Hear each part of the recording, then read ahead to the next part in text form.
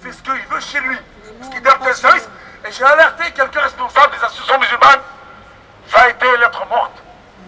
Aucune association de défense des droits de l'homme ne s'est emparée de ce scandale pour dire à monsieur, jamais, pourquoi vous faites de la discrimination?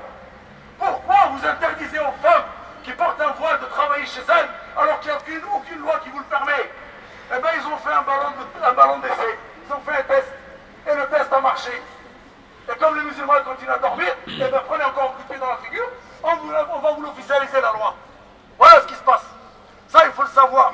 Ça veut dire que ce n'est pas nouveau ce qu'ils sont en train de faire. Et moi, je vous assure, si on ne se réveille pas, ça va aller de pire en pire. Aujourd'hui, on a des outils, je vous en parlais, et je donnerai la parole à quelques-uns d'entre vous qui vont en parler de ça, parce que c'est très important.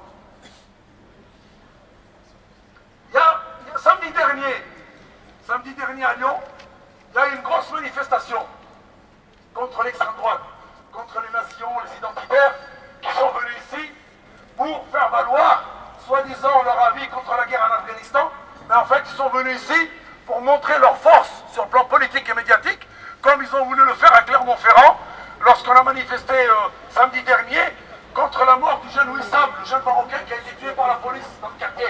Eh bien, ils ont voulu faire une manifestation également pour montrer leur force. Et Dieu merci, le préfet leur a interdit à l'époque.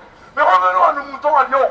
Toutes les organisations qui luttent contre l'extrême droite, la coordination contre le racisme et l'islamophobie, dont nous faisons partie il y a quelques-uns ici, est membre de ce comité-là. C'est le collectif de vigilance contre l'extrême droite. Et on a eu des débats en interne. Et jusqu'à aujourd'hui, l'islamophobie n'est pas reconnue. Et pourtant, dedans, nous avons la Ligue des droits de l'homme, nous avons la LECRA, nous avons SOS Racisme, nous avons le MRAP, nous avons pratiquement toute la classe politique de gauche.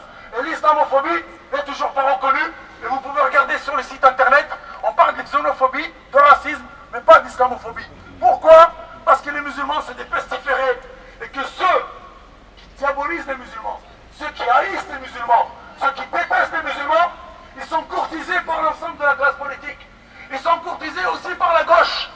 Et quand on a demandé au parti écologiste Les Verts de se positionner par rapport à la discrimination de la mariée voilée, ils n'ont pas voulu le faire.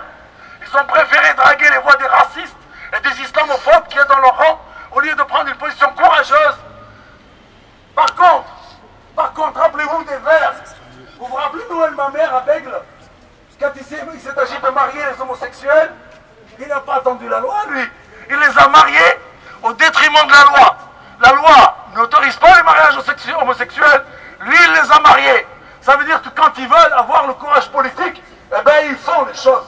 Mais sauf que là, encore une fois, ça concerne les musulmans et ils n'en ont rien à faire de ça.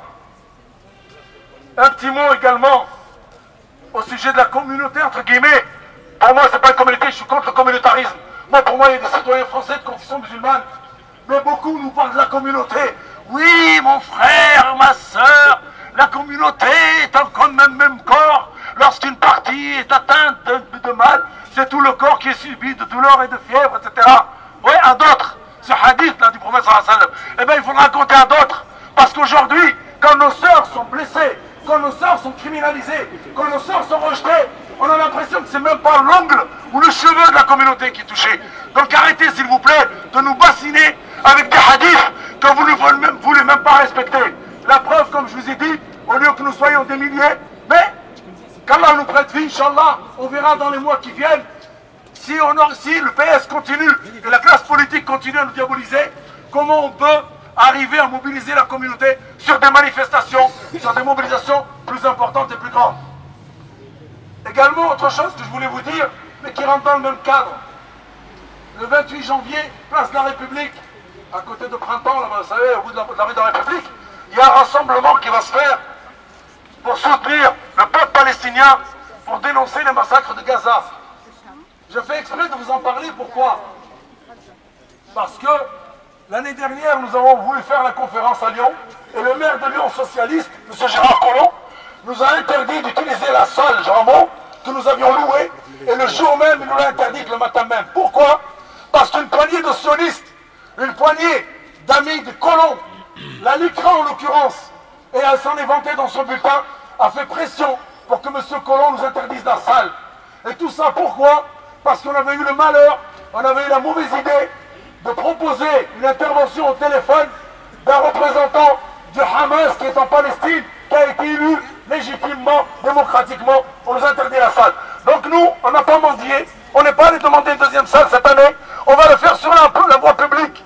Et pour montrer ceux qui se targuent de la démocratie et des droits de l'homme, qui sont en train de s'asseoir dessus depuis belle lurette. Par contre, quand il s'agit des sionistes, quand il s'agit de l'association du patronat juif en France, on leur donne la salle Ramon gratuitement et on en parle au conseil municipal et on fait voter la gratuité de la mise à disposition de la salle. Ça, c'est important à savoir. Également, pour ceux qui ne le savent pas, nous avons décidé de soutenir la mariée du 9e, celle qui a été dévoilée le jour de son mariage. Et on leur a promis, elle et son mari, qu'il n'aura rien à débourser. Parce que c'est pas normal qu'on blesse une fille le jour de son mariage, qu'on l'humilie, et qu'après on lui dise, ben paye encore de ta poche pour qu'on défende tes droits. Donc on s'est engagé, nous, au nom de ceux qui sont épris de justice, et ceux qui ont une sensibilité sur ces questions-là, à lui payer les frais d'avocat.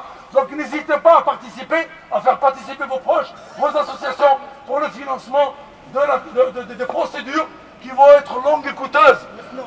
Même maintenant, ceux qui veulent donner pourront donner. Si vous voulez donner. Un sac qui fait la tournée. Mais pourquoi je dis ça? Parce que si aujourd'hui on n'arrête pas